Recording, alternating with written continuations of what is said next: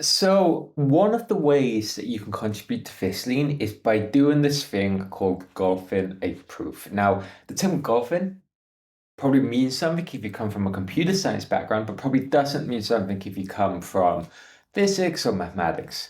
To golf something in computer science basically means to make it shorter, to make it simpler and nicer.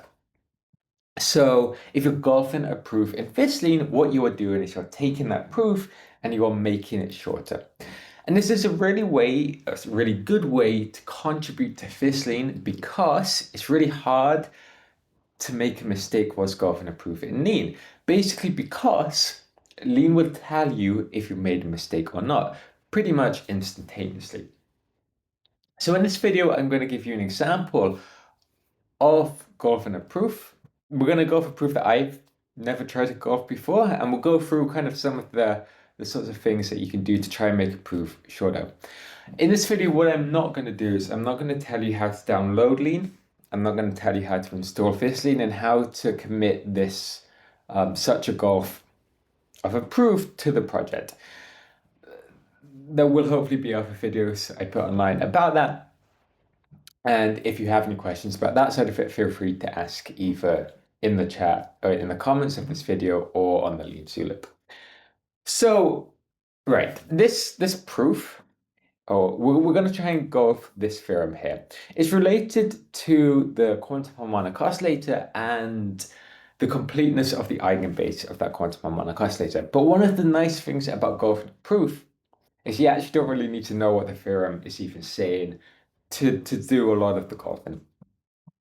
So, I'm using Visual Studios here. Let me just get rid of that. I'm using Visual Studios here, and we've got this tactic state on the right-hand side of the screen. That's telling us, what the goal we need to prove is.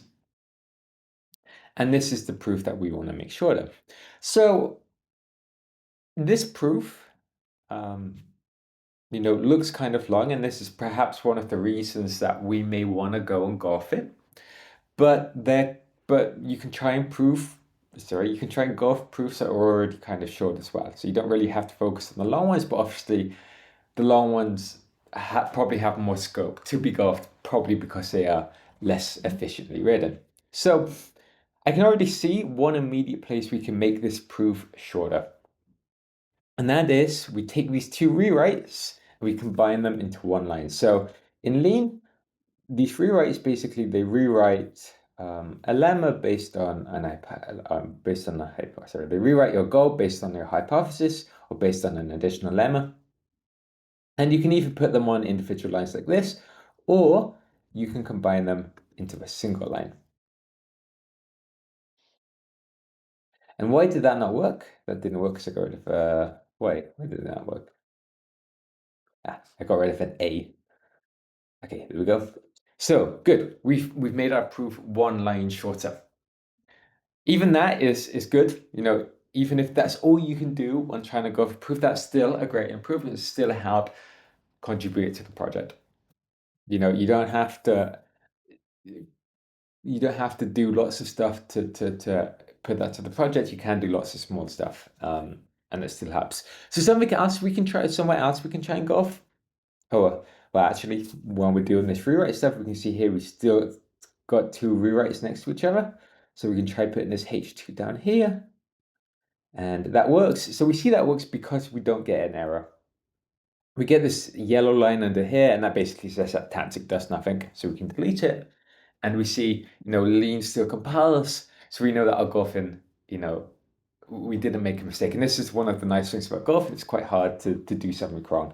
You kind of do things, and if it works, it works. And if it doesn't work, it doesn't work. So one of the other things you can try, one of the other common ways to go for proof, let's say, is to take a rewrite and which is next to a simp and try and just put the rewrite argument within the simp. Great, so that worked then. That we didn't need that rewrite, we could just put that in the simp. Actually, we may even be able to do this before this conjugancy tactic. So let's try and delete that. And that worked, great. So we can delete that tactic. We don't need that. And this is kind of what you do when you go off in a proof. You kind of just experiment and you see what works. But now actually we have a rewrite here and a simp here. So we can take those two, we can try and put them there. And if this works, then that work? That didn't work. Okay. Sometimes you can try simp rewrite. That still didn't work. Actually, I don't know if you can try simp rewrite. I've never got that to work properly. Um, so we kind of do need these two lines, but maybe we can just put one of them in there.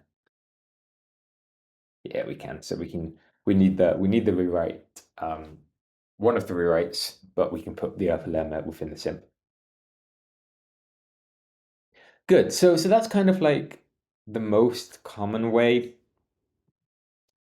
or some of the simpler tactics to golf proofs.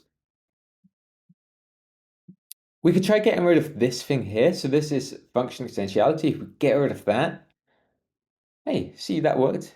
We didn't need that line. Get rid of it. We could try to get rid of this conjugacy relation. Sorry, conjugacy tactic. If we do, great.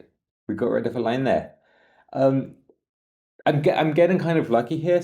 A lot of the time, the things you try won't work, but a lot of the times they will work. And you can see that also worked. So we could combine those two simps. Maybe we can get rid of this right. Nope, we needed that. I'm surprised we needed that actually. We could get rid of this maybe. Nope, we needed that as well. So, okay, that's pretty good. We've reduced it down quite a bit already. Maybe we could try putting this rewrite here within one of these simps. We can.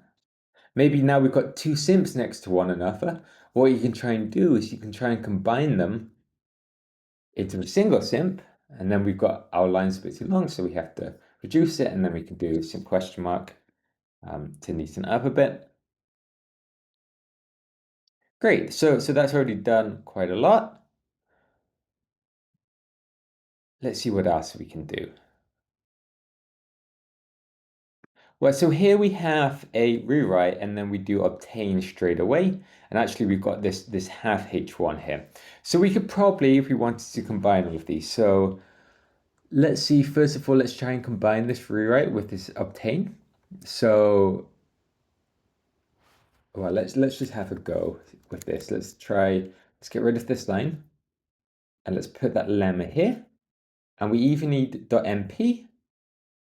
Good, we did need .mp, but the other one is .mpr. I think that's Latin for something. It basically gives you one direction of an if and only if statement. So good, we've reduced that down. We've reduced a line there.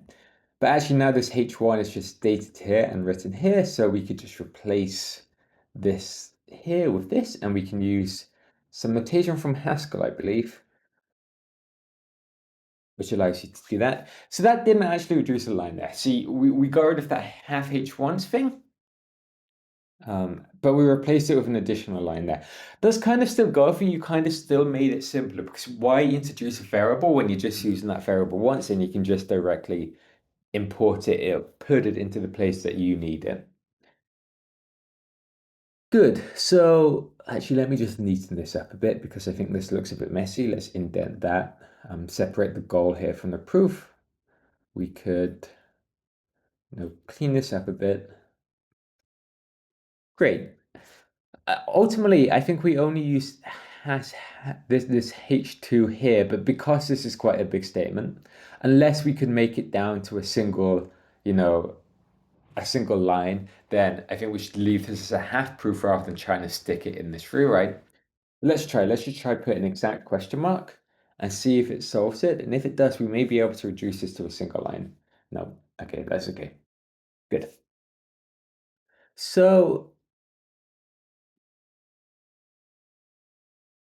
here is something else we can do. We have an apply followed by an exact. And what you can usually do then is combine the apply and the exact. So both apply and exact, I would say, are what they kind of operate directly on the lemma. So they're kind of doing something very similar. And the same with refine. They're kind of just changing the goal based on a given specific lemma. So what you can usually do is you can get rid of an apply next to an exact and you can replace it with something like this. That didn't work, so maybe we have to think a tiny bit more about, so we need, if we look at this, there is this argument C, so we probably need an underscore there. Good. So let me go back through and explain what I did there. So I'm hovering over this, and this is this lemma. This statement here is the proof of this thing here. And this C is another argument that we haven't given it, but that lean should infer. So we just put an underscore and we tell lean, you can infer that argument. Good. So there should also actually, there may be a way that we can use this half h f prime. I'm not that good at this stuff, so I might ask GitHub Copilot to see if it can combine these two lines.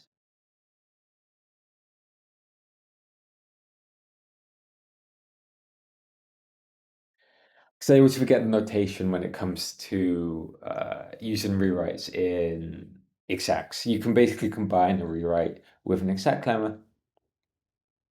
I don't tend to use them, so it's not that important, but let's see if this works. It does work, good. And this is kind of triangle notation, which is this T. And this basically uses this rewrite within this exact. Great, but now if I actually, we can take this down here. Oh no, we can't, never mind, can't do that. See, this is a good thing, you get an error. If you try something, you get an error that says you can't do that. So I would say that's pretty good.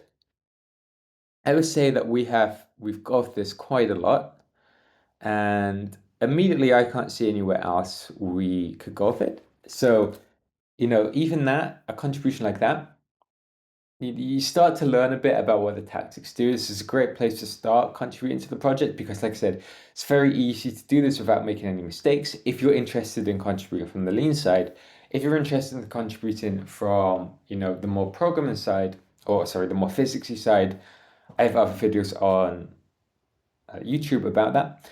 I understand that part of this video is probably, me just doing stuff and seeing what works, but hopefully you've got from this at least a bit of an idea of the sorts of things you do when you're trying to go for proof. Let's see how well we actually did. So let's ignore this. We come down to here and we see how many lines we reduced from this proof. And if we're using GitHub Desktop or something like this, you can see how many lines. So this is as far we edited, and we went from 228 to 217. So we reduced that by 11 lines, and that's for a single proof. So which is pretty good actually. So, we got rid of 11 lines of that proof, and that was one proof, and it's like, we could do the same for all of these and perhaps reduce this file down by 100 lines or something. And it makes it easier to read and it makes it easier to follow. Great. So that's how you got proofs in Lean and specifically PhysLean. And it's a great way to get involved in the project. It's very easy to do and very hard to make a mistake. So, and if you have any questions, again, feel free to jump onto the Lean Zulip PhysLean channel. Feel free to ask questions. Great. Cool. Thank you for watching.